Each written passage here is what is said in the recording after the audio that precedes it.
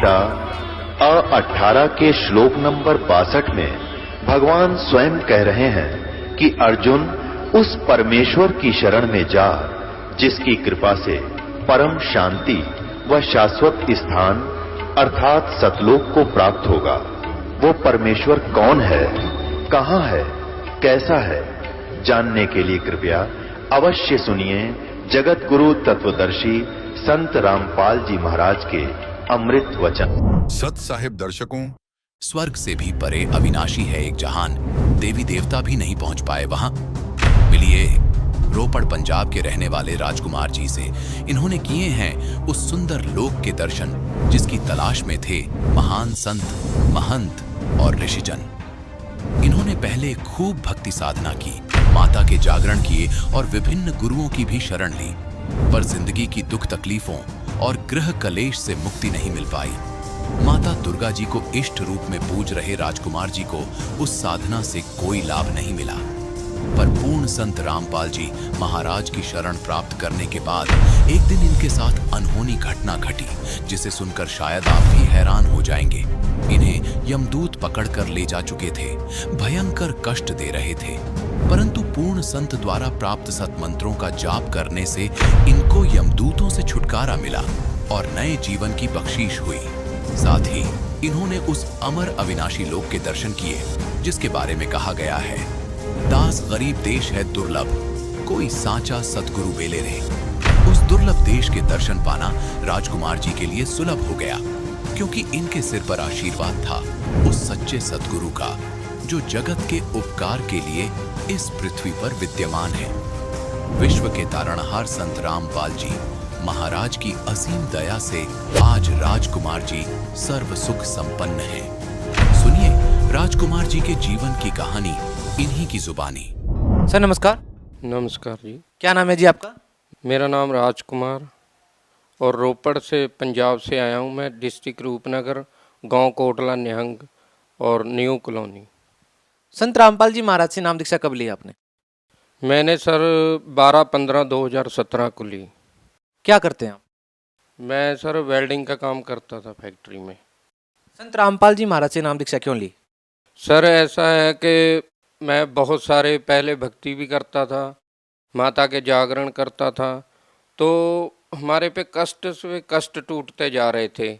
तो हमारे जो पिताजी थे वो बहुत कई सालों से, मेरे होश संभालने से पहले ही वो निरंकारी पंथ में जुड़े हुए थे।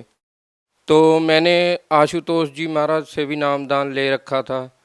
तो कहीं ना कहीं वो भक्ति से मेरे को आराम नहीं था मिल रहा, कोई घर में बरकत नहीं थी पैसे की, और वैसे भी हमारे खर्चे पे खर्चा और दुख तकलीफ़ें बहुत थी।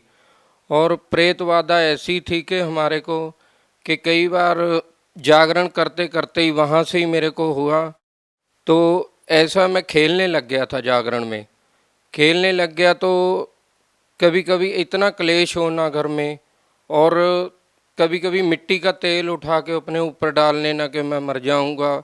इतना प्रेतवादा से हम परेशान थे बहुत। तो हुआ क्या ही, ऐसे ही कभी कपड़े फाड़ देने, भाग जाना, हमारे पास नज़दीक ही नहर है, कि मैं मर जाऊंगा, मैं नहीं जीऊंगा। तो मेरे 3 लड़के थे सर, 3 लड़कों में से एक मेरा बेटा भी ऐसे ही ब्लड कैंसर हो गया था उसको 5 साल की उम्र में, वो भी मृत्यु को प्राप्त हो गया। तो मैं कहीं ना कहीं ये सोचता था कि भगवान, सभी बोलते हैं कि माता के शुरू से ही मेरी ना बचपन में माँ मर गई थी सर, मैं 6 महीने की उम्र थी मेरी। तो जो मेरी मदर थी, मेरा सर यहाँ से पूरा गल गया था, यहाँ से हड्डी निकल गई थी एक यहाँ से, तो पूरा डैमेज हो गया था। तो मेरी मदर इसी चक्कर में मर गई कि नहीं ये बचेगा नहीं। तो सर मदर तो मर गई, फिर मैं बच गया। मेरा अमृतसर में ऑपरेशन हुआ इसका। तो मेरे जब मैं होश संभाली तो मेरी मदर की कोई फ़ोटो भी नहीं थी घर में, मैंने को नहीं था पता माँ कैसी होती है। तो सर जी मैंने जब होश संभाली तो मैंने माता दुर्गा को, और मैं यही सोचा कि यही जगजननी है, यही सृष्टि के रचनहार है। तो मैं माता को बहुत मानता था, सबसे ज़्यादा इतना मैं करता था कि जो भी करते हैं माता ही करती है, तो सारा कुछ इतनी भक्ति करता था कि मैं 1-2 बार माता ने मेरे को दर्शन दिए। मैं नैना देवी साल में 2 बार 3 बार और कई बार साल में 1 बार जरूर जाता था। तो जागरण भी करता था मैं। हमारे गांव में जागरण पार्टी थी, तो मैं शुरू से ही जागरण के बहुत मेरा वो था, गाने बजाने में रुचि थी। तो जब मैं माता को 1-2 बार मेरे को माता भी दिखाई दी, दर्शन दिए माता ने, तो इतना मतलब मेरे को कोई लाभ नहीं था मिलता। मैं बोलता था कि मैं इतनी भक्ति भी करता हूँ माता की, और मैं निरंकारी पंथ में भी जुड़ा हुआ हूँ। मेरे ससुराल वाले, मेरी शादी भी निरंकारी पंथ के हिसाब से ही हुई थी। तो ये सारा कुछ करते करते फिर मैंने ये छोड़ के मैंने आशुतोष जी के पास भी गया। तो उन्होंने भी जो साधना बताई थी कि ऐसे 2.5 घंटे 3 घंटे बैठना है, नाक कान मूंद के, तो अपनी जीव है जो तालू को लगानी है, तो साधना करनी है, तो आपको परमात्मा की प्राप्ति होगी। वो भी बोलते कि प्रकाश दिखता है, धुनकार दिखेगी, सुनाई उसको सुनना है। तो मैं कहीं ना कहीं ये सोचता था कि परमात्मा हम ऐसे हैं तो परमात्मा कैसा होगा। परमात्मा हमको जिसने बनाया है वो हमारे जैसा ही होना चाहिए, कि ये लोग कैसे बताते हैं कि परमात्मा ऐसा है, परमात्मा ऐसा है। तो मेरे को जचती नहीं थी बात। वो कहीं ना कहीं मैं ये सोचता था कि परमात्मा आप कहाँ हो, कैसे मिलोगे मेरे को। तो इतना कष्ट होते होते आखिरकार मेरे 2011 महीने 17 को 4 तारीख को मैं फैक्ट्री में सेकंड सैटरडे को सुबह चाय पी के काम कर रहा था सीढ़ी पे ऊपर। तो नीचे बहुत बड़ा कबाड़ पड़ा हुआ था लोहा, तो मैं ऊपर से गिर गया। सर जी मेरे को नहीं पता, मेरे ना महीने में 2 महीने में ऐसी चोट लगती थी कि बड़ी कसूती चोट लग जाती थी, बहुत देर बहुत चोटें भी लगती थी। तो ऐसे करते करते मैं क्या, ये भी भगवान मेरे पे इतना कष्ट क्यों आ रहा है, हमारे घर में इतना क्लेश। और सर जी मैं नशा इतना करता था ना कि मैं दारू पिए बिना नहीं था रह सकता। एक बार ऐसे ही जैसे मिट्टी का तेल डाल लेना, एक बार मैंने लुधियाने में अपने भाई के पास गया हुआ था, तो ऐसे ही कहा सुनी हो गई, हमारी घर पे झगड़ा हुआ। तो मेरे को वहाँ, भाई मेरा जॉब करता था लुधियाना में, मैं वहाँ उनके पास गया। तो मैंने वहाँ पे लैटरिन में जो डालते हैं तेज़ाब, वो मैंने पी लिया। तो सर मेरे नाक से मुंह से सारी चर्बी निकल गई, मेरा 0 हो गया शरीर। मेरे को डीएमसी हॉस्पिटल लुधियाना में लेके गए, तो उन्होंने भी जवाब दे दिया कि नहीं ये नहीं बचेगा भाई, इसको ले जाओ। तो मैंने कहा कि बोलती बंद हो गई, जीभ नहीं थी चल रही। तो मैं इशारे से बात करता था कि मेरे को घर ले जाओ।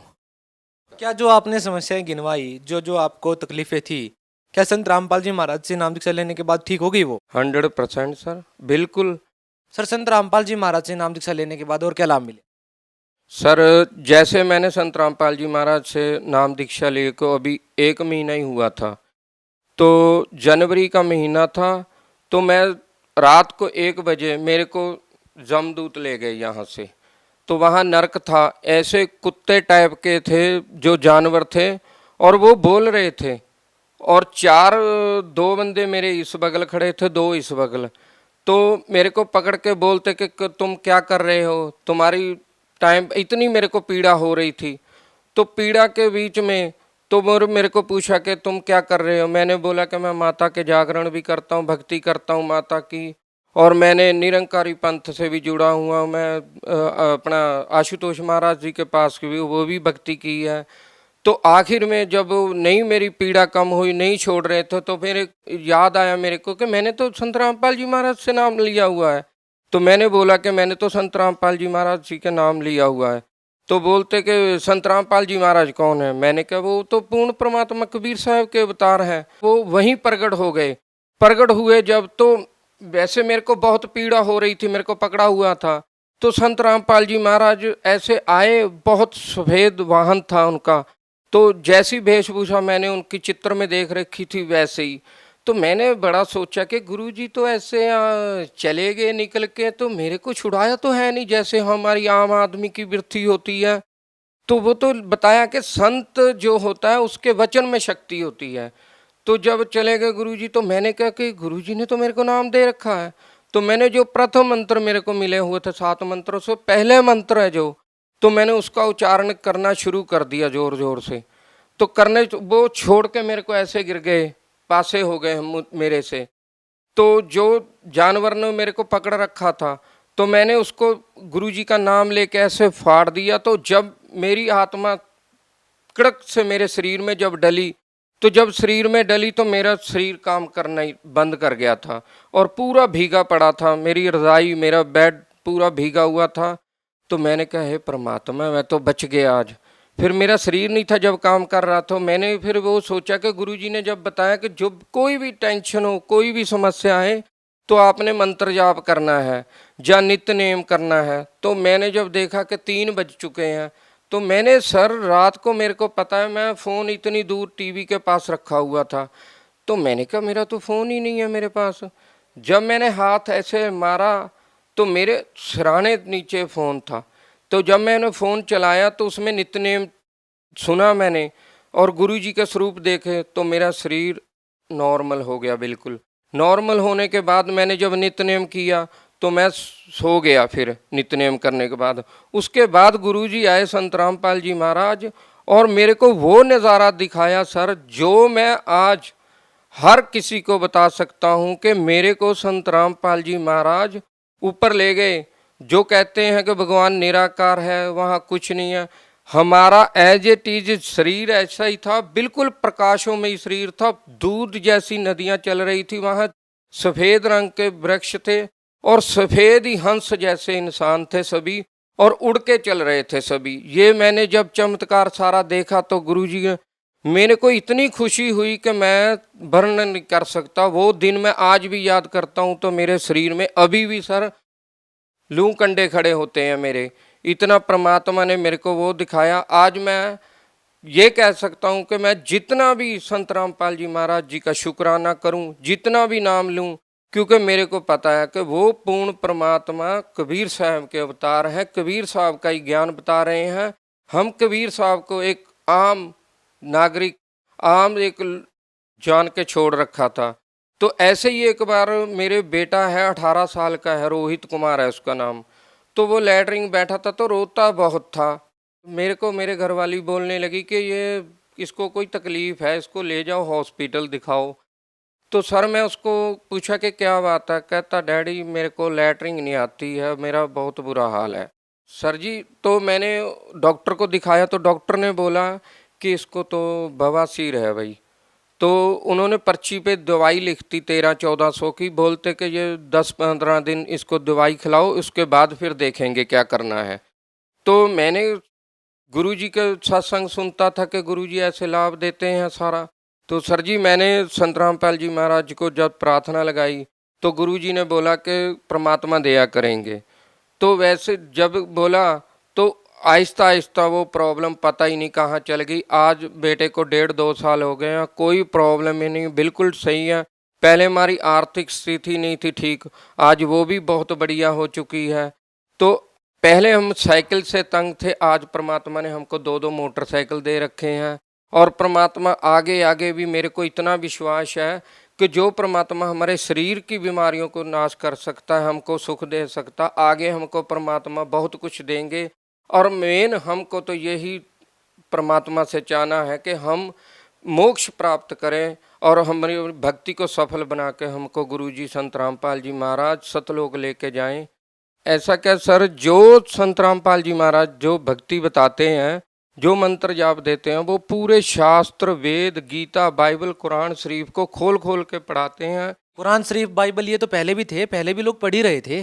पढ़ रहे थे सर, पर कहते हैं ना जैसे गीता जी में लिखा हुआ है, जो जो शास्त्र विधि को त्याग के मनमानी पूजा करते हैं उनको ना तो कोई सुख, ना सुवृद्धि और ना ही उनकी गति होती है। तो आपके कहने का मतलब ये है कि जो बाकी के जो संत हैं वो शास्त्र विधि से अलग भक्ति बता रहे हैं?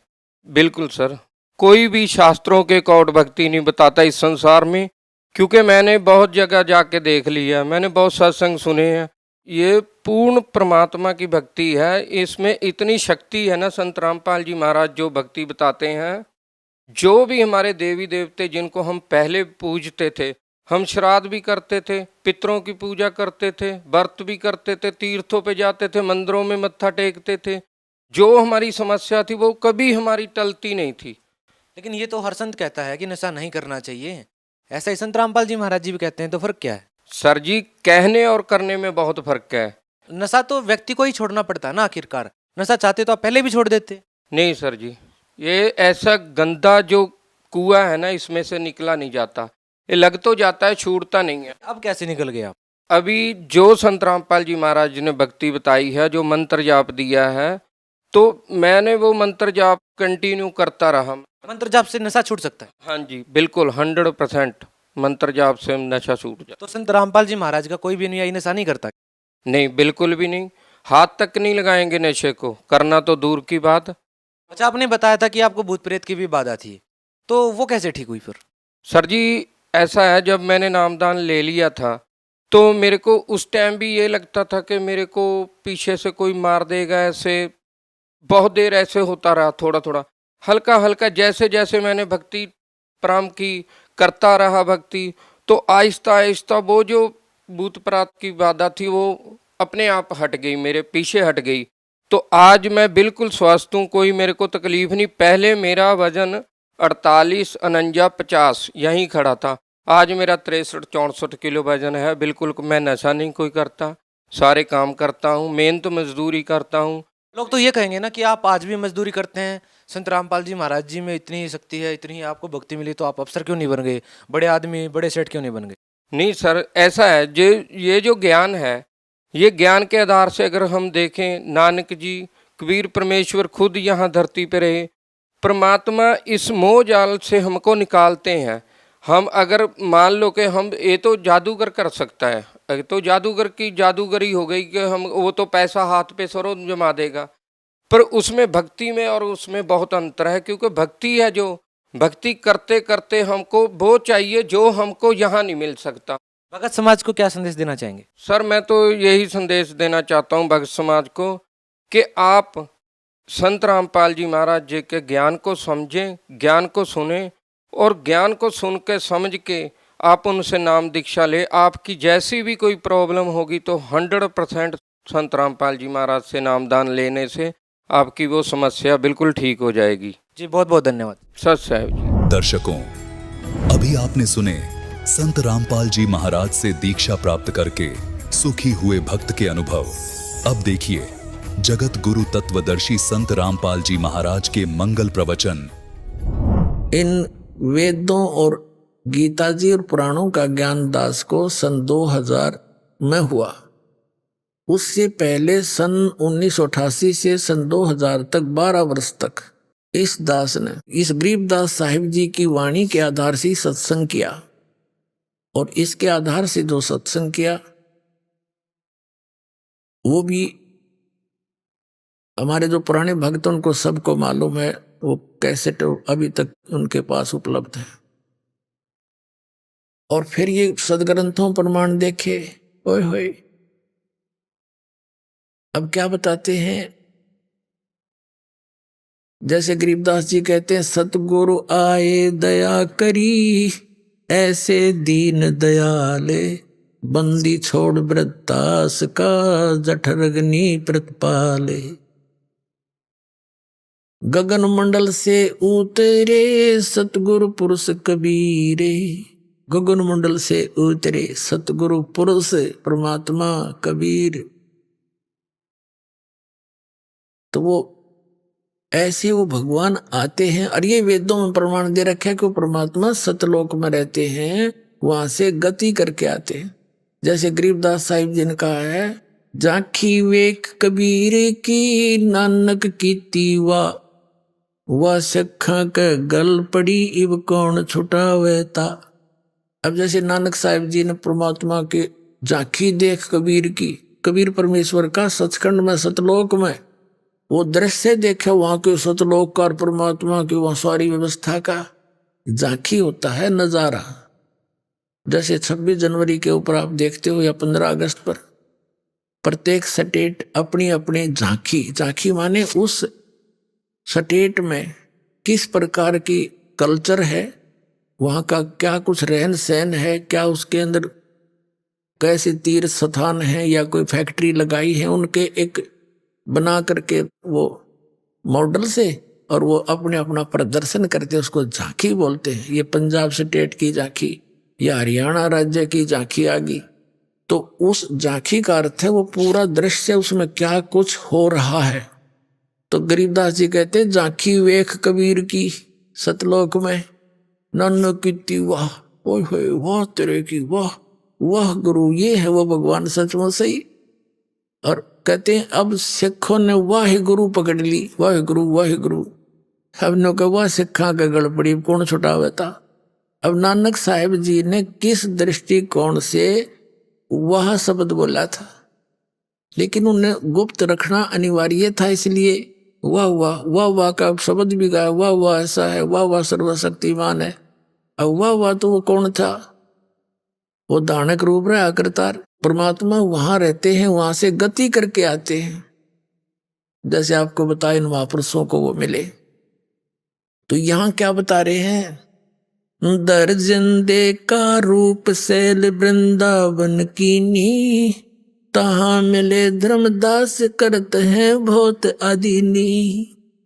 एक विशेषता होती है, जो भक्त बीज होता है पिछले जन्मों के, जिसके अंदर संग्रह भक्ति होती है, या भक्ति स्टार्ट होने के बाद उसमें कुछ परिवर्तन अवश्य आता है, वो अधीन होता है।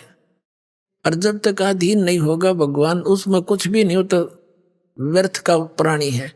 जैसे आपने सरसों देखी होगी, सरसम का पौधा, सरसम का जो पौधा होता है, वो जब तक उसकी फलियों में दाने नहीं होते, यानी दाने जो सरसों के दाने जब बनते जाएंगे तो सरसों अपने आप झुकना शुरू कर देगी। और जब कति परिपक्व हो जाएगी, कति ऐसे झुक जाती है, जमीन पर छूने को हो जाती है सरसों, तो उसकी कीमत बन गई। और जब तक उसमें कीमत नहीं थी, वो फड़ी थी उसके न्यों की न्यों, और वो न्यों खड़ी थी आकड़ी, तो उसमें कुछ भी नहीं था, उसने खड़बड़े ना तेल। और ज्यों ज्यों उसकी कीमत बनती, उसमें वो बनती गई दाने, और उन दानों की कीमत, उनकी वैल्यू, तो अपने आप वो कमाई और धन अपने आप झुका देती है उसको। तो ऐसे ही जिन पुण्यात्माओं में कुछ, चाहे तो पूर्व जन्म के हो या अब भक्ति स्टार्ट करके फिर वो जो का तो सरसों सी पक जाएगी उसकी, तो उसमें आधीनी होती है। आधीनी के पास है पूर्ण ब्रह्म दयाल, मान बड़ाई मारियो बेअदबी सरका। अब यहां क्या बताते हैं, दर्जन दे का रूप शैल वृंदावन कीनी, तहां मिले धर्मदास करते हैं बहुत अधीनी। जिंदा महात्मा का रूप बना के, जिंदा महात्मा के रूप में आदरणीय नानक देव साहिब जी को मिले थे, जिंदा महात्मा के रूप में आदरणीय धर्मदास साहिब जी को मिले थे, जिंदा महात्मा के रूप में आदरणीय दादू साहिब जी को, आदरणीय मलुकदास साहिब जी को, आदरणीय गरीबदास साहिब जी को, इन्हीं जिंदा महात्मा के रूप में मिले थे। आदरणीय गीसा दास साहिब जी को जिंदा महात्मा के रूप में मिले थे। तो ऐसे ही वो परमात्मा आते हैं, जैसे वेदों से प्रमाणित किया, अच्छी आत्माओं को मिलते हैं। बहुरंगी बरियाम कामनी कामी सोई, दर सतगुरु का रूप धनी उतरे हैं लोई। कहते हैं धर सतगुरु का रूप, यानी उपदेश करने की इच्छा से, यानी सतगुरु बनकर धर सतगुरु का रूप। और धनी, धनी यानी कुल का मालिक, वो ही उतरे हैं। बहुरंगी वरियाम कामनी कामी सोही, दर सतगुरु का रूप धनी उतरे हैं लोई। परम उजागर ज्ञान दान बहुरंगी बाना, तहां मिले धर्मदास आचार विचार दीवाना। धर्मदास मिला और इस कर्म कांड में दीवाना हो रहा था, उन नकली नामों पे, नकली भगवानों पे दीवाना हो रहा था। धर्मदास जी अपना नित्य कर्म करते थे जो बता रखा था। परमात्मा निकट जाकर बैठ के जब उसने सारा कर्म कांड कर लिया, गीता जी का पाठ भी कर लिया, तब परमात्मा ने कहा, पुण्यात्माओं, आप तो बालक बुद्धि है आपकी, क्योंकि आप इतने मैच्योर माइंड हुआ नहीं इस अध्यात्म के अंदर। वो परमात्मा हम 2 कौड़ी के जीवों के लिए भटक रहा है, क्योंकि हम उसके बच्चे हैं। अपने बच्चों के लिए अपना पिता माता ही दुखी हुआ करते हैं। धर्मदास को, एक 2 कौड़ी के जीव को, तो महाराज जी कह रहे हैं परमात्मा, और अपने आप को नो कह, मैं एक जिज्ञासु हूं महाराज जी, और मुझे भक्ति मार्ग चाहिए। अब कबीर साहब बोले उनते, कौन तुम्हारी जात कहाँ से आए स्वामी, पूछे पुरुष कबीर धनी साहब नीकामी। आपकी कौन जाति है, आप कहाँ से आए हो स्वामी।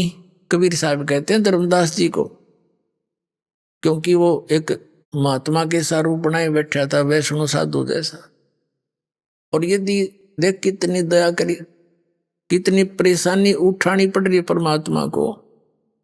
आप किसी अपने मित्र प्यारे को, रिश्तेदार को, जो दूसरे पंथों में या किसी अन्य साधना पर लगा हुआ है, आप उसको सीधा कह दो अज्ञा साधना गलत है, आपने पानी ने भी ना पूछा हो, ऐसी स्थिति आ जाए, कितना मित्र हो आपका, इस मार्ग में अवश्य काल उसने चंगरा दे। तो इसी दृष्टिकोण से परमात्मा अगर सीधा उसको कह दे तो बात भी ना करे, और फिर अधूरा रह गया काम। तो कैसे बोलते हैं दाता कि कौन तुम्हारी जात कहाँ से आए स्वामी। स्वामी माने मालिक। हे महाराज जी, धर्मदास जी को परमात्मा कह रहे, पूछे पुरुष कबीर धनी साहेब नीकामी। अब क्या बताते हैं धर्मदास जी, हम वैष्णो बैरागी धर्म में रहा सदा ही, सुधर न बैठे संग कल्प ऐसी मन माही, सुन जंदा मम ज्ञान को अधिक आचार विचार, हमारी करनी जो करे वो उतरे भव जल पार। धर्मदास जी से परमात्मा ने अर्ज करी थी कि हे महाराज जी, मैं बहुत जगह भटक लिया और परमात्मा की चाह मुझे बहुत घनी है, मुझे कुछ रास्ता बता दो। अब परमात्मा कबीर जी ने एक मुसलमान धर्म के अंदर होते हैं ये जिंदा महात्मा, उस जैसी वेशभूषा बनाए रखी थी। तो धर्मदास जी कहता है कि सुन जिंदा मेरे ज्ञान को, हम जैसे बताएं री साधना को करेगा उसका बेड़ा पार हो जाएगा। सुन जिंदा मम ज्ञाने को अधिक आचार विचार, अमरी करनी जो करे वो उतरे भव जल पार। बोले धनी कबीर सुनो बैसनो बैरागी, कौन तुम्हारा नाम गाम कहिए बड़भागी, कौन तुम्हारा ज्ञान सुमरण है भाई, कौन पुरुष की सेव कहाँ समाधि लगाई, कौन कोम कुल जात कहाँ को गौन किया है, कौन तुम्हारी रेस किन्हें तुम नाम दिया है, को आसन को गुफा के भर मत रहो सदा ही, सालिग सेवन कीन बहुत अति भार उठाई, झोली झंडा धूप दीप तुम अधिक आचारी, बोले धनी कबीर भेद कहियो ब्रह्मचारी। अब परमात्मा ने पूछा कि किस तो भगवान की तुम पूजा करते हो, आपका कोई आश्रम है या ऐसे ही भ्रमण करते रहते हो, आपका क्या नाम है, कहाँ से आए हो। कबीर साहब कहते हैं हमको पार लंगावे ही परम उजागर रूप, जिंद कहे धर्मदास से तुम हो मुक्ति स्वरूप। पुण्यात्मा कालजा फटफटावे दास का, एक भगवान आके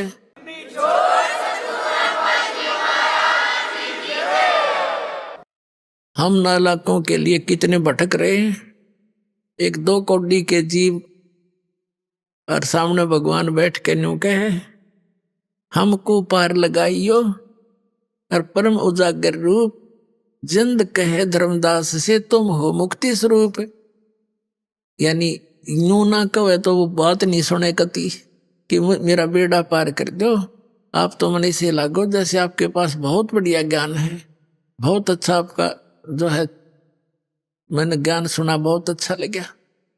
अब वो परमात्मा हम जीवों को काल ने कितना दूर कर दिया उस मालिक से, हमारे निकट आने में भी मालिक को कैसे फार्मूले अपनाने पड़ रहे हैं अपने बच्चों के पास आने के लिए, और कैसे फार्मूले अपनाने पड़े ताकि मुझे पहचान सके। इतना जुल्म कर रखा है इस काल भगवान।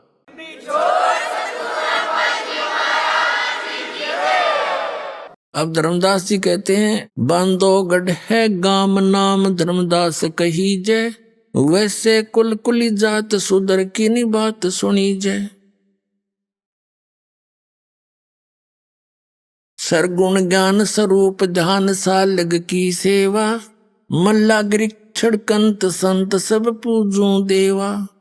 68 तीर्थ नान ध्यान कर कर हम आए, पूजै सालग राम तिलक गल माल चढ़ाए। धूप दीप अधिकार आरती करे हमेशा, राम कृष्ण का जाप रटे हम शंकर शेषा। अब धर्मदास जी अपनी सारी साधना बताने लगा। 68 तीर्थ तो का तो व्रत घूमते हैं, और राम कृष्ण और शंकर विष्णु जी की हम नाम जपते हैं। नेम धर्म से नेह स्नेह दुनिया से नाही, आरूढ़ बैराग और की मानो नाही। धर्मदास जी ने फाइनल कर दिया कि मैं जो ज्ञान मुझे प्राप्त है इसके ऊपर मैं कति आरूढ़ हूं, और की मैं सुनू नहीं। मुझे इतना विश्वास है मेरी भक्ति और भगवान और साधना। बता, काल ने ऐसा गजब जबरदस्त किला बना दिया हमारे चारों तरफ इस अज्ञान का। लेकिन कबीर साहब कहते हैं, और ज्ञान सब ज्ञानड़ी ये कबीर ज्ञान सो ज्ञान, जैसे गोला तोब का करता चले मैदान। युग तोब का गोला है परमात्मा का ज्ञान, ये सबके किले फोड़ देगा जैसे नकलियां के।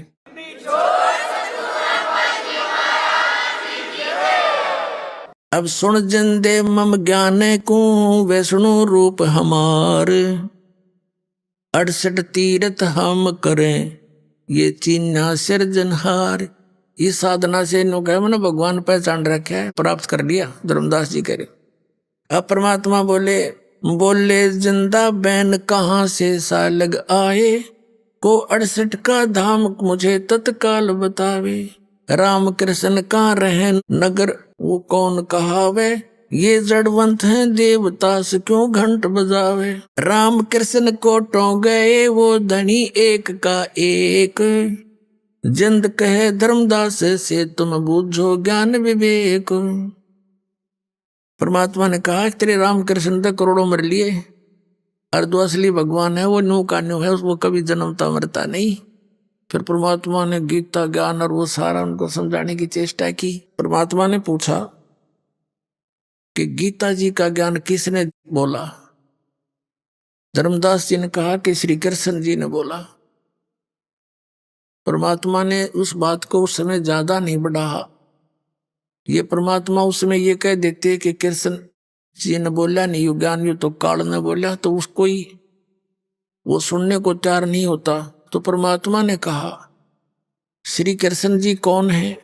कहते हैं खुद विष्णु जी थे। अच्छा, विष्णु जी कौन है? सतगुण विष्णु जी, रजगुण ब्रह्मा जी, तमगुण शिव जी, सारी हांबर वाली। जैसे साधना टीवी वालों ने इन शंकराचार्यों से सारी हांबर वाली, रजगुण ब्रह्मा सतगुण विष्णु तमगुण शिव जी, खां यही है और तीनों गुण यही हैं। क्या इनकी जन्म मृत्यु होती है? नहीं, तो अजरो अमर है और ये इनकी पूजा बताते हैं। और फिर दास ने प्रमाण दिखाई दिए, तुम पुराणों को सत्य मानते हो, पुराणों में तो ये नासवान लिख रखे, खाक पड़ा तुमने पुराणों को। तो इनकी धोती सी धो दी, अब ये बोए नहीं जमेंगे, देख लेना थोड़े दिन में।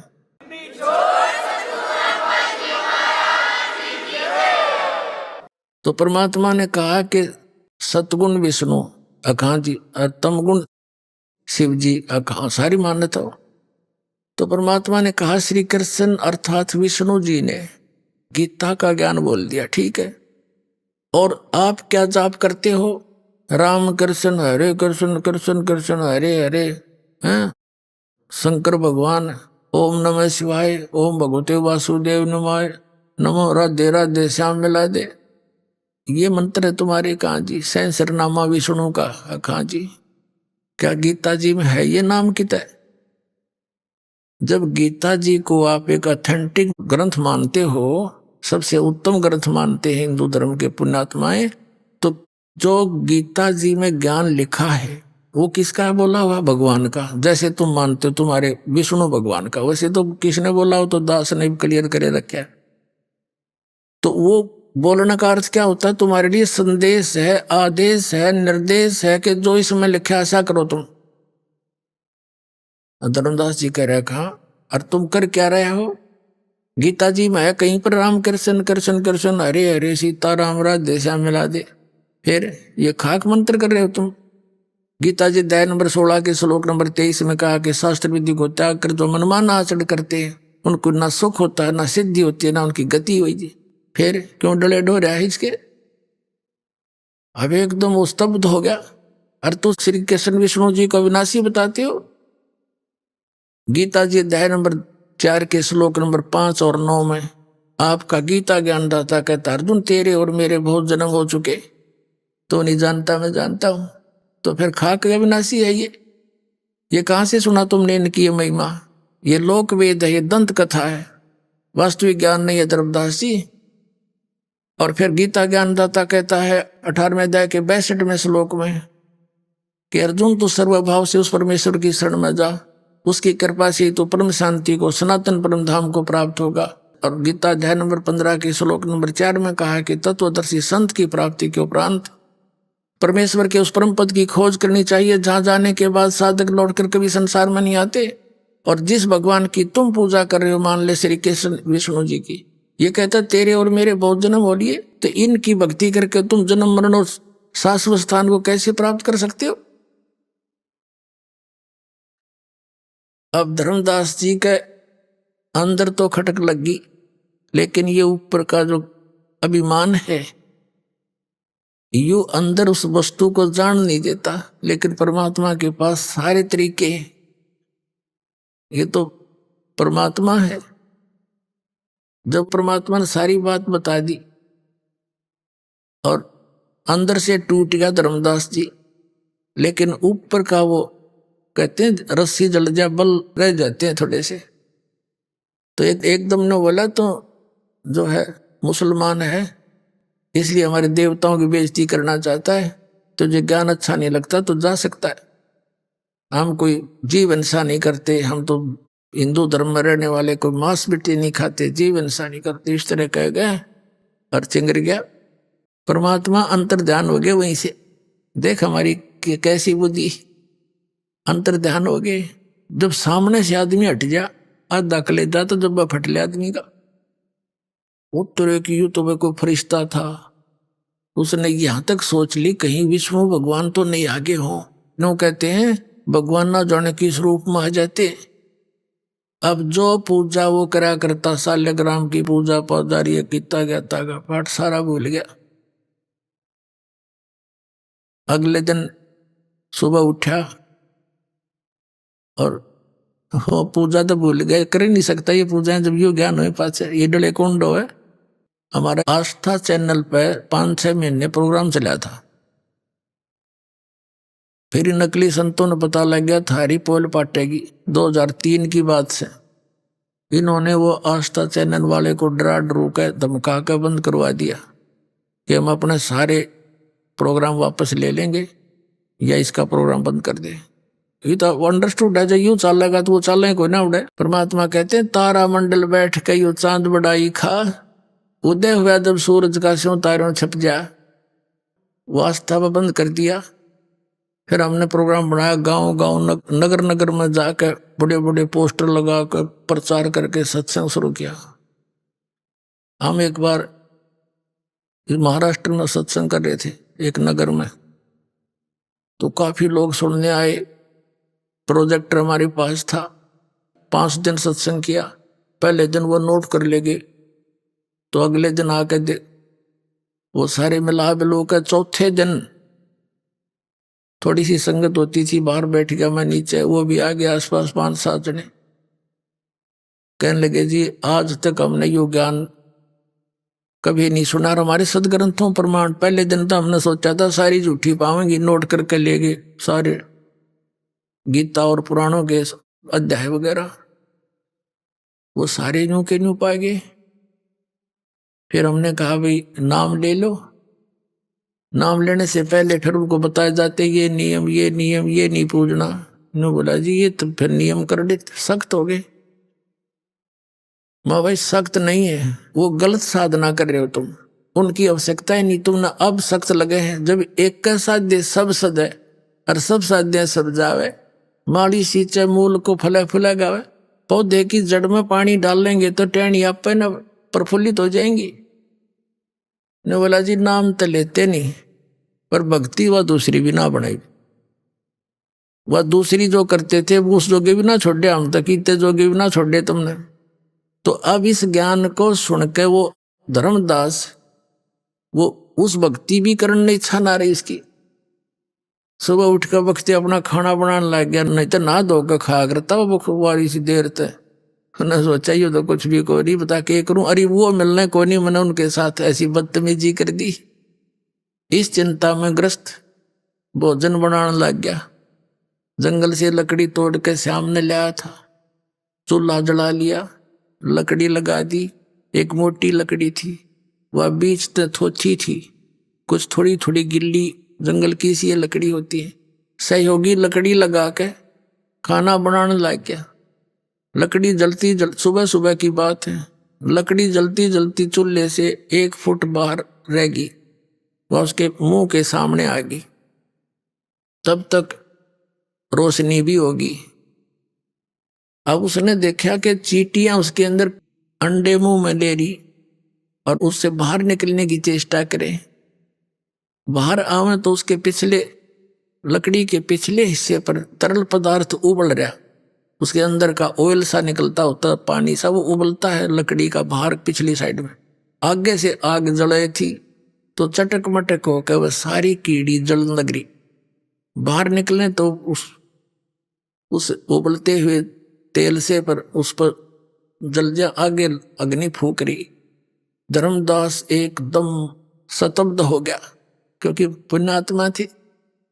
इतना पाप है भगवान, इतनी लंबी लकड़ी थी और इसमें तो करोड़ों चींटी जल गई होगी। और उसी समय बुझा दिया जल डालकर लकड़ी तो, और एक तरफ डाल दी। उसने सोचा रोटी मैं खाऊं नहीं भोजन आज, इसको किसी साधु संत ने खवा दूंगा, मेरा पाप कम हो जाए। इस उद्देश्य से सारे भोजन ने लेकर और धर्मदास जी चल पड़े साधु की तलाश में। अब परमात्मा पहले दिन तो जिंदा महात्मा के रूप में थे, काले काले कपड़े से आकर जिंदा महात्मा के। अगले दिन ये हिंदुओं वाले संतान जैसे लाल लाल से कपड़े बैठ गए रूप बना के वृक्ष के नीचे। धर्मदास जी की दृष्टि गई। परमात्मा उस साधु संत के आगे सारा भोजन रख दिया और कहा महाराज भोजन खा लो। परमात्मा बोले दर्दे धर्मदास भूख लगी है। फिर उसने ध्यान से देखा कि महात्मा जी तुझे कैसे जानता है, लेकिन उस दिन चेहरा पहचान में नहीं आ रहा था, मालिक ने रूप बदल रखा था। धर्मदास जी ने सोचा मैं भंडारे धर्म करता रहता हूँ, साधु संत आया होगा कभी पहचान लिया होगा मैं। उसने रख दी भोजन। परमात्मा के पास एक करमंडल रखा था, लोटा जल का भरा हुआ, और पानी लिया मुट्ठी में और ऐसे मंत्र सा बोल के और सारे भोजन पर छींटे मार दिए। छींटे मारते ही वो सारे भोजन की चींटी बन गई, काली काली चींटी। मुंह में अंडे लेकर पूरी थाली काली होगी और बाहर निकलने की चेष्टा करने लगी। जब परमात्मा उसी रूप में बैठ गए, जिंदा वाले महात्मा के रूप में जो पहले दिन वार्ता की थी, जब धर्मदास जी ने देखा तो वही महात्मा है। परमात्मा बोले रहे धर्मदास जी कल क्या कह रहे थे आप, उस दिन क्या कह रहे थे कि हम जीव हिंसा नहीं करते, तेरे से तो कसाई भी अच्छा। अरे ये पाप का भोजन तो मुझे खिलाने वाला था। चरणों में गिर गया, पैर पकड़ कर रोवा बुरी तरह। तो कहने का भाव ये है, ऐसे झटके 2-3 दिए परमात्मा ने, क्योंकि वो मन बड़ा उस्ताद है। सारी बात सुन ले, फिर एक बात ऐसी कह दे जैसे सारी ने फेल कर दे परमात्मा, फिर अंतर्ध्यान हो गया। ऐसे 2-3 बार प्रोग्राम हुआ। अब तड़फ जाएगी गणी, और पुराना रंग था वो भी साथ, यो कचरा अड़े था बीच बीच में, तो परमात्मा अंतर्ध्यान हो गए। अंतर्ध्यान हो गए तो धर्मदास जी मथुरा से वापस चल पड़े अपने घर को, बांधवगढ़ को। वहां से कहाँ जाना था? मथुरा से जाते हैं वृंदावन में, वृंदावन से जाते हैं फिर बरसाने में। बरसाना में क्यों जाते हैं? वहां के जो यात्री हैं, कंप्लीट उनकी यात्रा ऐसे बनती है गोवर्धन की फेरी। अब तो ये अपना पार्ट में करने लग गया, कोई फेरी फेरी करके आ जाए, लेकिन पहले ऐसा कंप्लीट था। और बरसाना गांव में अवश्य जाते थे, क्योंकि वहां की राधा लड़की थी। राधा से सिपारिश लुआने जाते हैं, राधे राधे श्याम मिला दे, हुआ ना राधे और ना श्याम, देख बकवाद हमारी। अब परमात्मा कहते हैं, वो धर्मदास जी आंखों में आंसू भर के ऐसे रोए जैसे बालक की माँ मर जाया करे, बालक से के माँ बाप मर जा, ऐसा अनाथ महसूस कर रहा है अपने आप को। और मैं कितना नीच हूं, हैं? भगवान सामने बैठे थे और देख मैंने कैसे अपनी बकवाद से उनको खो दिया। अब वो कभी नहीं मिले, और वो मिले नहीं, और ये भक्ति में कर नहीं सकता, जीवन नष्ट हो गया भगवान मेरा था। इस प्रकार वो चल पड़ा। अब परमात्मा क्या बताते हैं? तावा रोवत धर्म निनागर, कहाँ गए मेरे सुख के सागर। अधिक वियोग हुआ हमसे ती, जैसे निर्धन की लुट जा खेती। अब धर्मदास जी कह रहे हैं कि भगवान मेरे साथ ऐसी व्यवस्था बन गई जैसे किसी गरीब किसान की, और पकी पकाई खेती ने कोई लूट ले जा। मेरा तक अब वो कंगाल बालक भूखे मरते दिखे, इतना दुख है मुझे। तावा लीन बहे निर्वाणी, मग्न रूप साहेब सैलानी। जब परमात्मा अंतर्ध्यान हो गए, तावा रोवत धर्मनी नागर, कहाँ गए मेरे सुख के सागर। अधिक वियोग हुआ हमसे ती, जैसे निर्धन की लुट जा खेती। कल्प करे और मन में रोवे, दसों दिशा को वो मग जावे। कभी ऊपर ने देखा, भगवान ऊपर तो नहीं है, कभी इधर देखे, साइड में तो नहीं छुप गया, कहीं बैक घूम कर देखा, मेरे पाछे तो नहीं खड़े हैं। कहते हैं कल्प करे और मन में रोवे, दसों दिशा को वो मग जावे। दसों दिशा में देखा भगवान, किते दिख जा किसी प्रकार। हम जाने तुम देह स्वरूपा, हमारी बुद्धि अंधगर कूपा। ये भगवान मैंने तो आपको अपने जैसा मान लिया था। जैसे धर्मदास जी को परमात्मा ने कहा था कि धर्मदास जैसी देह तुम्हारी है ऐसी देह मेरी नहीं है। और वो कहते मैं विदेह हूं। धर्मदास जी कहते हैं आपके दिख देही, और किस विद साहेब आप विदेही। तब कहा था नरक परख कर देख धर्मदासा, हार्ड चाम नहीं मेरा मासा। ने बोला देख पकड़ के मेरे हाथ, तेरे जैसा शरीर नहीं है। हम कितने अंधे हो गए, हमने भगवान निराकार मान रखा, परमात्मा साकार, इसलिए हमारी बुद्धि कैच ना कर पाई कि तो साधु संत होंगे, भगवान तो निराकार है। जो भगवान ने सारे प्रमाण दिए, जब धर्मदास का विश्वास जब दृढ़ हुआ, जब आंखों सतलोक में देख लिया, हम जाने तुम देह स्वरूपा, हमारी बुद्धि अंधगर कूपा। हमारी बुद्धि तो झेरा कुआ हो गया भगवान, अंधेरा कुआ। हम कैसे समझा आपको? हमने तो आपको अपने जैसे देह जैसा व्यक्ति मान लिया था। अभी आपने सुने संत रामपाल जी महाराज के मंगल प्रवचन। आइए अब सुनते हैं संत रामपाल जी महाराज से नाम दीक्षा लेकर सतभक्ति करके अद्भुत लाभ प्राप्त करने वाले अनुयायी के विचार। दर्शकों, मौजूदा समय में भारत एक ऐसा देश है जहां हिंदू धर्म के धर्मी लोग काफी बड़ी संख्या में रहते हैं और अपनी अपनी परंपरागत साधनाओं में लिप्त हैं। उन्हीं में से एक थे मध्य प्रदेश के रहने वाले सूरज चौहान जी। हिंदू धर्म के प्रमुख देवता विष्णु जी और शिव जी की पूजा करते थे। इन पूजाओं को करते करते सूरज जी दुख की घड़ी का सामना कर रहे थे। सूरज जी को भयंकर शारीरिक रोग था और मां भूत प्रेतों के प्रकोप से पीड़ित थीं। सूरज जी के जीवन में दुख तो थे, लेकिन दुखों से लड़ने का मंत्र नहीं था। वो सच्चा गुरु नहीं था जो इन्हें दुखों के कहर से बचाकर एक अच्छा और सुखमय जीवन प्रदान कर सके। सूरज जी के जीवन में सुख के दिन तब आए जब इन्हें मिला सत्य आध्यात्मिक ज्ञान। जगत गुरु तत्वदर्शी संत रामपाल जी महाराज के सत्संग प्रवचन से इन्हें पता चला कि वास्तव में तत्व ज्ञान क्या है जिससे हम सुखी हो सकते हैं। संत रामपाल जी महाराज से नाम उपदेश लेने के बाद इनका जीवन परिवर्तन हो गया।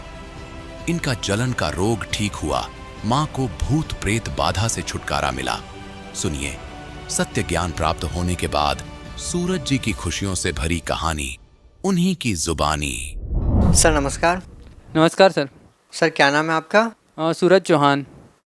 सूरज जी कहाँ से हैं आप? हम ग्राम जमोठी, पोस्ट तलकपुरा, तहसील सेगांव, जिला खरगोन, मध्य प्रदेश से आए हैं। सर संत रामपाल जी महाराज से नाम दीक्षा कब लिया आपने? हमने संत रामपाल जी महाराज जी से नाम दीक्षा 13 जून 2014 को ली। सर संत रामपाल जी महाराज की शरण में आने से पहले आप क्या भक्ति साधना करते थे? संत रामपाल जी महाराज जी की शरण में आने से पहले हम ब्रह्मा विष्णु महेश की भक्ति करते थे, और जैसा कि हिंदू समाज में प्रचलित है भक्ति, वही भक्ति हम भी करते थे। सर हिंदू धर्म में प्रचलित सभी पूजाएं आप कर ही रहे थे, तो फिर आप संत रामपाल जी महाराज की शरण में क्यों गए? हमने संत रामपाल जी महाराज जी का सत्संग सुना और उनके ज्ञान को समझा, और हमने देखा कि हम जो भक्ति कर रहे थे वो शास्त्रों के विरुद्ध थी, और हमें पता चला कि शास्त्रों के अनुकूल भक्ति तो ये संत रामपाल जी महाराज जी बता रहे हैं। तो हमने इस कारण से वो पुरानी भक्ति त्याग दी और संत रामपाल जी महाराज जी के द्वारा बताई हुई भक्ति हमने ग्रहण की। सर संत रामपाल जी महाराज द्वारा दी गई भक्ति आपने की, तो सर उस भक्ति को करने के बाद आपको क्या लाभ मिले? जी, संत रामपाल जी महाराज जी के द्वारा बताई हुई भक्ति करने से हमें बहुत सारे लाभ हुए हैं, पर मैं कुछ का यहाँ पे वर्णन करना चाहूँगा। जैसे कि मुझे जब मैंने नाम दीक्षा ली थी उससे पहले मेरे को जलन का रोग था, उस रोग से मैं 1.5 साल से परेशान था, और संत रामपाल जी महाराज जी से नाम उपदेश लेने के 2 दिन बाद ही मेरा वो जलन का रोग भी समाप्त हो गया। उसके बाद हमारी माता जी हैं, माता जी को प्रेत बाधा थी, तो वो भी संत रामपाल जी महाराज जी से नाम उपदेश लेने के बाद वो प्रेत बाधा भी समाप्त हो गई। फिर उसके बाद चमत्कार भी हुए हैं, जैसे कि हमारे घर पे हम किसान परिवार से हैं, तो हमारे घर पे एक गाय थी, तो गाय को कि खून चूसने वाले वो जो कीड़े होते हैं वो हो गए थे, और यहाँ पे जीव हिंसा भी नहीं कर सकते हैं। तो फिर हमारे पापा ने गुरु जी के पास दंडवत करते हैं, संत रामपाल जी महाराज जी के पास घर में स्थान बनाया है जहाँ पे दीपक लगाते हैं, और हमने वहाँ पे प्रार्थना लगाई कि परमात्मा आप ही कोई उपाय करो। तो तीसरे दिन गाय बिल्कुल ऐसे हो गई जैसे किसी ने उसको नहलाया हो, और एक भी कीड़ा उसको गाय को नहीं था। और उसके बाद नाम उपदेश लेने के 4 महीने बाद मेरी अचानक तबीयत खराब हो गई, क्योंकि गुरु जी जो मर्यादा बताते हैं संत रामपाल जी महाराज जी, हम वो मर्यादा नहीं निभा पाए, तो उससे हमारी तबीयत खराब हो गई। तो फिर हमने 4-5 डॉक्टरों को भी दिखाया, लेकिन हम ठीक नहीं हुए। फिर हमने घर से ही हॉस्पिटल से ही परमात्मा सदगुरु रामपाल जी महाराज जी को याद किया और प्रार्थना लगाई कि परमात्मा आप ही हमें बुलाओ किसी प्रकार से आपके पास। तो उसके दूसरे ही दिन हमारी हॉस्पिटल से छुट्टी हो गई और हम आश्रम के लिए रवाना हो गए। और जैसे जैसे आश्रम पहुंच रहे थे वैसे ऐसे हमको लग रहा था कि जैसे हमें कोई सर्प काट रहा है, वैसा दर्द हो रहा था। और जैसे ही हमने आश्रम में प्रवेश किया वैसे ही हमारी पूरी बॉडी की जो नसें होती है सारी फड़फड़ाने लगी, और गुरुजी उसी वक्त आशीर्वाद दे रहे थे संत रामपाल जी महाराज जी। तो जैसे ही उन्होंने आशीर्वाद दिया हमारी पूरी बॉडी ऊपर से नीचे तक वाइब्रेट होने लगी, और वाइब्रेट होने के बाद बिल्कुल मैं पूर्ण रूप से स्वस्थ हो गया। और एक और चमत्कार यह हुआ है कि जैसे हम इंटरव्यू देखते हैं भक्तों का, तो उन्होंने उसमें कई चमत्कार बताते हैं, तो हमने भी परमात्मा की परीक्षा ही ली एक प्रकार से, कि जैसे हम उनके भक्तों के इंटरव्यू देखे थे हमने सूर्य नाम उपदेश नहीं लेने से पहले, और फिर हमने नाम उपदेश लिया, फिर हमने सब प्रमाण भी देखे, हमको लाभ भी मिल गए, पर फिर भी जब तक आंखों नहीं देख ले तब तक हमने विश्वास नहीं किया। तो हमारे रूम में एक कबीर परमेश्वर जी की एक बड़ी फ़ोटो लगी हुई थी। तो हमने कहा कि आप परमात्मा सत्य हो और आपका भक्ति मार्ग सत्य है, और हम इतने नियम से लगे हुए हैं आपके ऊपर, तो आप हमें कुछ चमत्कार दिखाइए। तो मैंने जैसा ही इधर रोते हुए मैंने प्रार्थना करी, तो कबीर परमेश्वर जी के मुकुट के ऊपर से श्वेत लाइट आया मेरे ऊपर। सर जैसा कि आपने बताया कि पहले आप हिंदू धर्म में प्रचलित पूजाएं आप कर रहे थे, उसको करने से आपको कोई लाभ नहीं मिल रहा था, और उसके बाद आपने संत रामपाल जी महाराज से नाम दीक्षा ली, और उनके द्वारा दी गई भक्ति आपने की तो आपको लाभ मिलने लगा। तो सर इसका क्या कारण है कि पहले आपको लाभ नहीं मिल रहा था और संत रामपाल जी महाराज द्वारा दी गई भक्ति को करने से आपको लाभ मिलने लगे? सर इसके पीछे क्या कारण है? सर इसके पीछे ये कारण है कि जो पहले हम जो भक्ति कर रहे थे वो शास्त्र विधि को त्याग के मनमाना आचरण था। सर यहाँ पर हम ये भी कह सकते हैं कि जो भक्ति आप कर रहे थे, आपकी भक्ति करने की विधि सही ना हो, आपने भक्ति ठीक से नहीं की हो, ऐसा भी तो हो सकता है। नहीं सर, ऐसा नहीं है, क्योंकि जो आम समाज कर रहा है भक्ति हम वैसे ही कर रहे थे और उसी विधि से कर रहे थे। लेकिन जो संत रामपाल जी महाराज जी ने हमें भक्ति विधि बताई है तो वो नाम से भक्ति होती है, उन्होंने नाम से भक्ति करने के लिए हमें बताया है। और गीता में भी प्रमाण दिया है कि नाम से भक्ति होती है। जैसे गीता संत रामपाल जी महाराज जी बताते हैं गीता अध्याय 8 के मंत्र 13 में कि ओम इति एकाक्षरम ब्रह्मवारन माम अनुसरणम यह प्रयाति त्यजन देहम सहयाति परमाम गतिम, कि अर्जुन मेरा तो एक ओम मंत्र है, तू युद्ध भी कर और इसका जाप भी कर। तो ऐसे ही हमारे संत रामपाल जी महाराज जी ने हमें ये भक्ति विधि बताई है कि आप काम करते करते इन देवी देवताओं से लाभ लेना है तो ये नाम का जाप करो, इससे ही आपके रोग भी दूर होंगे और इससे आपका मोक्ष भी होगा। सर जैसा कि आपने बताया कि संत रामपाल जी महाराज द्वारा दी गई भक्ति को करने से आपको बहुत सारे लाभ मिले। सर आप संत रामपाल जी महाराज के अलावा किसी और संत से भी नाम दीक्षा लेते तो आपको फिर भी लाभ मिल सकते थे?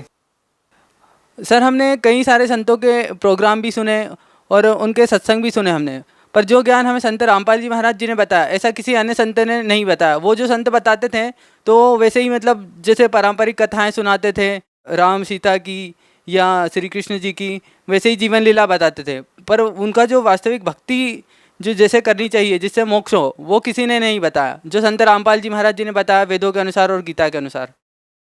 सर आप संत रामपाल जी महाराज को व अन्य संतों को किस प्रकार से भिन्न पाते हैं, किस प्रकार से अलग पाते हैं? संत रामपाल जी महाराज जी शास्त्रों के अनुसार ज्ञान बताते हैं और अन्य संत जो हैं वो अपने मतलब अनुभव बताते हैं और उनके अनुसार ही वो सुनी सुनाई कथाएं बताते हैं और वो किसी अन्य शास्त्रों में प्रमाण भी नहीं देते हैं जिन्हें हम मानते हैं। जैसे कोई गीता के अनुसार भक्ति भी नहीं बताते हैं, मतलब बताते तो हैं गीता की खूब महिमा, पर उसमें लिखा क्या है वास्तविकता ये तो संत रामपाल जी महाराज जी से पहले किसी ने नहीं बताया। और वेदों का भी हम हिंदू धर्म में सिर्फ हमने नाम सुना था, लेकिन उनमें क्या लिखा है, सृष्टि की रचना कैसे हुई, ब्रह्मांड कैसे रचे गए, ये आज तक किसी भी संत ने नहीं बताया जो सदगुरु रामपाल जी महाराज जी ने बताया हमें। क्यों ना आप किसी और संत से नाम दीक्षा ले लें? किसी और से नाम उपदेश लेने का सवाल ही नहीं उठता है, क्योंकि सर जो ज्ञान जो है संत रामपाल जी महाराज जी का, हमने तो उनको ज्ञान को समझा था और शास्त्रों के अनुसार उन्होंने जो साधना बताई थी हम शास्त्रों के अनुसार ही भक्ति कर रहे हैं। और किसी अन्य संत के पास फिर जो शास्त्र विधि को ताकि मनमाना आचरण बता रहे हैं तो उनसे कैसे नाम दीक्षा ले सकते हैं हम? तो हम शास्त्रों के अनुसार ज्ञान भक्ति से जुड़े उनसे और उससे हमको लाभ भी मिल रहा है, तो फिर हमारा तो पहले से भी और अधिक विश्वास है संत रामपाल जी महाराज जी के ऊपर। सर जैसा कि हम देखते हैं कि लगभग पूरे भारतवर्ष में आज की जो युवा पीढ़ी है वो नशे की गिरफ्त में है, आप उन लोगों को क्या कहना चाहेंगे जो लोग वो इतनी छोटी सी उम्र में नशा करते हैं और अपनी लाइफ को बर्बाद कर रहे हैं? आप उन लोगों को क्या कहना चाहेंगे, उनको क्या संदेश देना चाहेंगे? मैं उन लोगों से ये कहना चाहूँगा कि जो बहुत ही कम उम्र में नशा करते हैं, नशा करने से क्या होता है कि हमारा एक तो शरीर भी खराब होता है और आध्यात्मिक शारीरिक रूप से भी हानि होती है और आध्यात्मिक रूप से भी उसमें हानि होती है। यदि हम छोटी सी उम्र में नशा करने लगते हैं तो उससे हमारा क्या है कि धीरे धीरे मतलब मस्तिष्क और याददाश्त भी कमज़ोर हो जाती है नशा करने से। और भी इसके कई सारे अवगुण हैं, लेकिन आध्यात्मिक इसके अवगुण भी बहुत सारे बताए गए हैं संतों ने। तो मैं उन भक्तों से या मतलब उन लोगों से निवेदन करना चाहता हूँ कि जो नशा करते हैं वे संत रामपाल जी महाराज जी के ज्ञान को सुने और उनके विचारों को सुने और उनको अपने जीवन में धारण करें, जिससे उनका नशा भी छूट जाएगा और उनके भविष्य में जो भी समस्याएं होने वाली होंगी वो भी उस ज्ञान से और उनकी भक्ति से छूट जाएगी। जी बहुत बहुत धन्यवाद आपका। धन्यवाद सर।